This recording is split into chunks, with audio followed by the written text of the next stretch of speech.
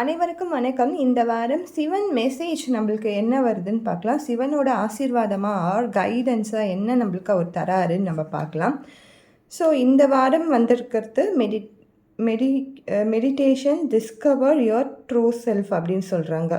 So நம்ம ஒரு வாட்டி என்ன பண்ணுவோன்னா, நான் லோன்லியாக இருக்கேன், நான் தனியாக இருக்கேன், என் கூட யாரும் இல்லை அப்படின்னு சொல்லியிருக்காங்க. எம்ப்ரேஸ் சாலிடிட்டின்னு கொடுத்துருக்காங்க பாருங்கள். இந்த தனியாக இருக்கிறது அது வரம் தான். உண்மையாகவே தனியாக இருக்கேன் அப்படின்னு சொன்னிங்கன்னா நீங்கள் உங்களையே தான் டிஸ்கவர் பண்ணுறீங்க.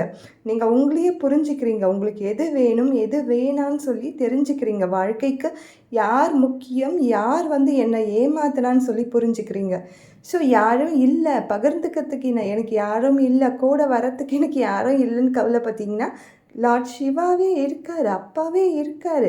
அப்புறமா ஏன் பயப்படணும்? மெடிடேட் பண்ணுங்கள். உங்களுக்குள்ளே இருக்க ஆற்றலை வெளிக்கொண்டு வாங்க.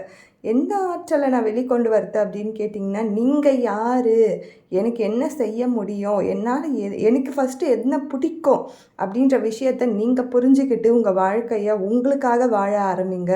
கண்டிப்பாக எல்லா சக்ஸஸுமே கிடைக்கும். ஸோ இதுதான் மெடிடேஷன் சொல்கிறாங்க. Discover your true self. Meditation சொன்ன உடனே ஒரு இடத்துல உட்காந்து தியானம் பண்ணுங்க அப்படின்னு சொல்ல வரல. மெடிடேஷன்றது நம்மளை உணர்றது தான் முதல் மெடிடேஷனே. ஸோ அந்த தியானத்தை நம்ம பண்ணும்பொழுதே லைஃப்பில் நம்மளுக்கு தேவையில்லாத பல விஷயங்களை நம்ம கடந்து வரும்.